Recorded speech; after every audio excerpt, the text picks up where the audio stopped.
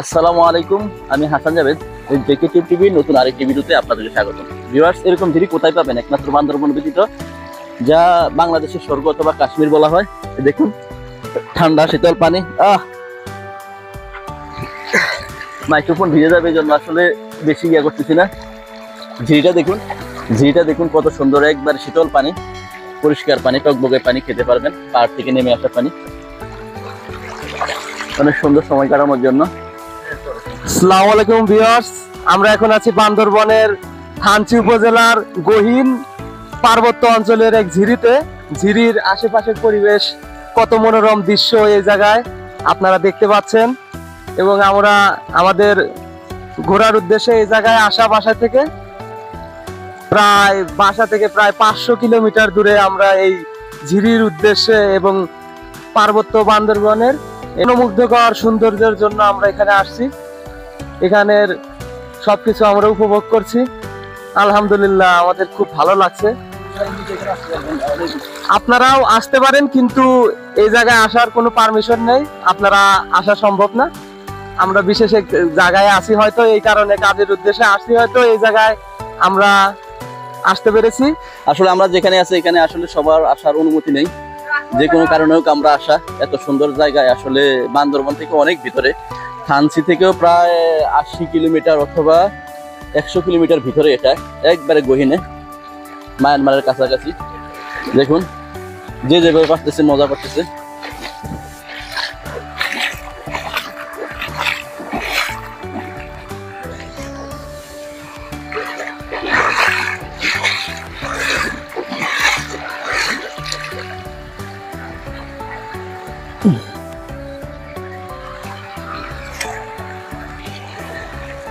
যারা এখন আমার চ্যানেলটি সাবস্ক্রাইব করেন, অবশ্যই চ্যানেলটি সাবস্ক্রাইব করুন। আপনাদের ভালোবাসায় ইউটিউব জিকেটিভ টিভি এখন 10,000 সাবস্ক্রাইবারে একটি, মানে 10,000 সদস্যের একটি পরিবার।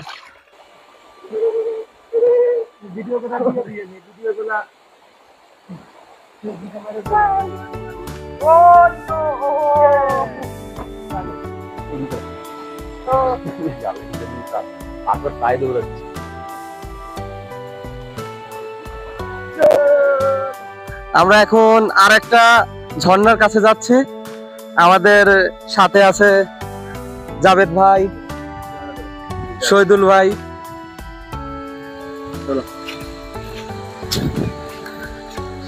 আমরা তিনজন এখন যাচ্ছি ঝর্ণার দিকে। আমাদের সাথে আছে জাভেদ ভাই, শহীদুল ভাই, আমার শ্রদ্ধেয় দুই বড় ভাই, তাদের সাথে ঘুরতে আসা। আমরা এখন আস্তে আস্তে চলে যাচ্ছি।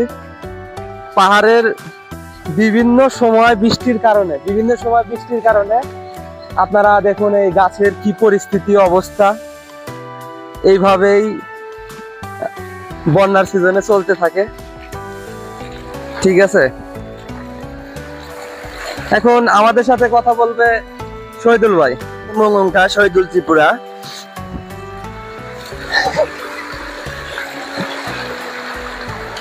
বন্ধুরা, পাহাড়ের এই মনোরম পরিবেশ সচরাচর দেখা যায় না। মূলত হচ্ছে এখানে মূলত সবাই চাইলে আসতে পারে না। হাই, আমি মঙ্গঙ্কা শহীদুল ত্রিপুরা।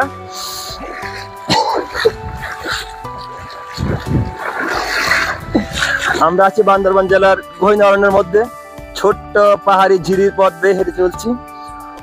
অসম্ভব সুন্দর এবং মনোরম পরিবেশ, যেটা আসলে না দেখলেই বোঝার মতো না। আমরা এখানে থাকি বলে আমাদের এই সৌভাগ্যটা হয় যে আসলে কষ্ট হলেও আমাদের কাছে এটা ভালো লাগে। অসাধারণ একটা সুন্দর পরিবেশ। হ্যাঁ, আপনাদেরকে আজকে আর একটা সুন্দর ঝিরি দেখাবো। আর একটু সামনেই এই যে পাহাড়ের ঝিরির মাঝখানে কিছু কিছু বড় জায়গা দেখা যাচ্ছে বন্ধুরা। এই যে এগুলোর মধ্যে কিন্তু পর্যাপ্ত পরিমাণ মাছ থাকে, বড় বড় মাছ, যেটা বিশ্বাস করা যায় না। আমি প্রথম বিশ্বাস করিনি, কিন্তু যখন আমাদের প্রতিবেশী পাহাড়ি ভাইয়েরা এখান থেকে সেই মাছগুলো ধরে, তখন আমরা দেখে অবাক হই।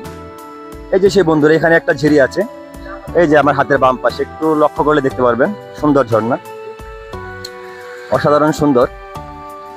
আসলে একটু দেখুন, লক্ষ্য করে আমরা একটু ভিতরের দিকে যাচ্ছি। এই খেয়াল রাখিও নাজমুল।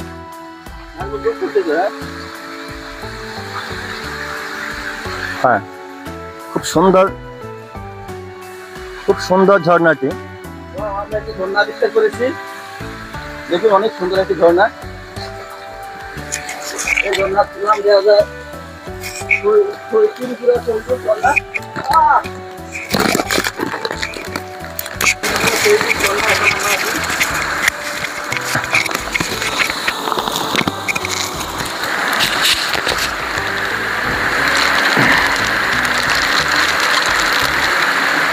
দেখুন আমরা এখন ত্রিপুরা সৈকত ঝর্ণায় আছি।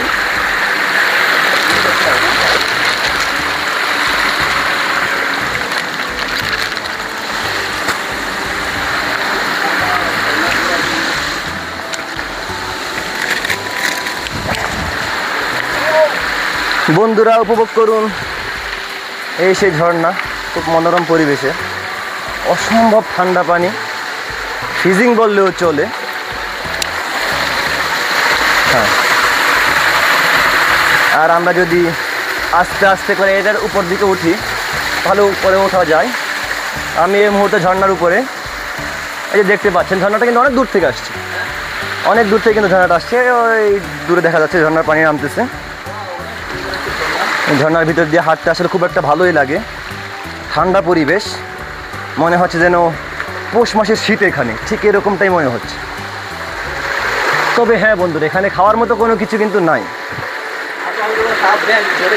থাকলে হ্যাঁ, যদি পাই এগুলাই, পোকামাকড়, সাপ, ব্যাঙ এগুলাই পাওয়া যাবে। আমি কিন্তু লাইটার নিয়ে আসি, মাঝে মধ্যে এগুলো পাইলে পুরাই খেতে হবে আর কি।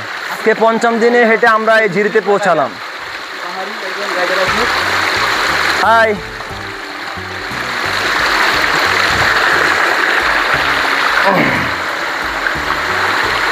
আরো ভিতরে যাওয়া যায়। তো বন্ধুরা, তোমরা যদি কেউ এখানে আসতে চাও আমার সাথে যোগাযোগ করবে। আমি তোমাদেরকে যতটুকু সম্ভব চেষ্টা করবো এখানে নিয়ে আসার জন্য।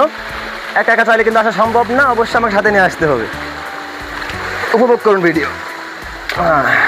ওইদিকে বাকিটা ঝর্ণার সামনের দিকে। এখন আমি আপনাদের দেখাতে যাচ্ছি ঝর্ণার আরো ভিতরের অংশ। আসুন আমার সাথে আপনারা। খুবই বিপজ্জনক অবস্থা এবং পরিবেশ, যে কোনো টাইমে পাও পিছলে গেলে পারে পাও ভাঙা নিশ্চিত।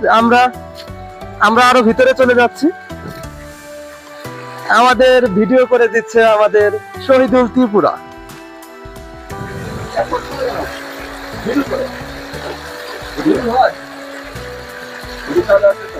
দেখেন আগে, দেখেন আমার বড় ভাই জাবেদ ভাই, তার সাথে আমরা চলে আসলাম ঝর্ণার একদম ভিতরের অংশে।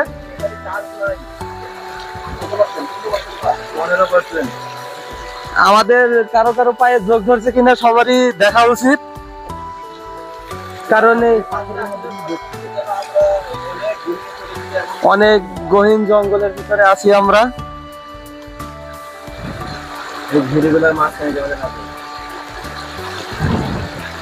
তাহলে ত্রিপুরা শহীদুল ভাই, আমরা এই জায়গায় কিভাবে আসতে পারি? এখানে আসতে হলে অনেক সাধনার প্রয়োজন আছে। সুদূর সর্বপ্রথম এখানে আসতে গেলে আগে আসতে হবে বান্দরবান। আপনি যেখানেই থাকুন না কেন, বান্দরবান অবশ্যই আসতে হবে। বান্দরবান থেকে আর কিছু দূর সামনে আসার পর থানচি, রোমা এসব এলাকার গাড়ি পাওয়া যায়। তো আপনি যে দিক দিয়ে আসেন না কেন, চাইলে থানচি দিয়ে আসতে পারেন, রোমা হয়ে আসতে পারেন, এসব এলাকা সব জায়গায় উপভোগ করতে পারবেন। আমরা বর্তমানে এখানে আছি থানচিতে। থানচি বাস স্ট্যান্ড আসার পরে এখানে বাসে উঠতে হবে। দীর্ঘ 5 ঘন্টা বাসে চড়ার পর থানচি উপজেলা সদর এসে আপনাদেরকে নামিয়ে দেবে। তো শুধু এখানে শেষ নয় বন্ধুরা, থানচি থেকে বর্তমানে আমার অবস্থান যেখানে, এই পর্যন্ত আসতে মিনিমাম আরো 5 থেকে 7 ঘন্টা বা তার চেয়ে বেশি সময়ের প্রয়োজন হবে। হ্যাঁ, অবশ্যই সময়ের প্রয়োজন হয় এখানে, কারণ এই জায়গাটা থানচি থেকে প্রায় 150 কিলোমিটার। পুরোটা কিন্তু গাড়ির রাস্তা না, গাড়ি থেকে আসার পর আমরা রাস্তায় নেমে তারপর আরো প্রায়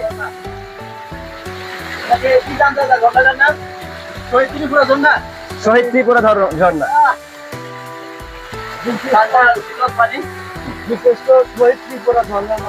থানচি থেকে সরাসরি বর্ডার রোড। ঝর্ণা শব্দ শুনতেই পাচ্ছেন বন্ধুরা, খুব সুন্দর আসলে মনোরম পরিবেশ, এখানে না আসলে এটা উপভোগ করা সম্ভব নয়।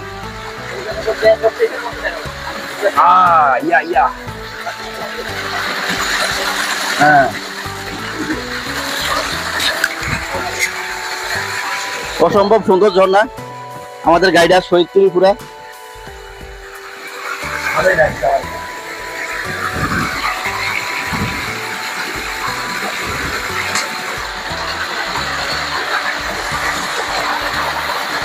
ও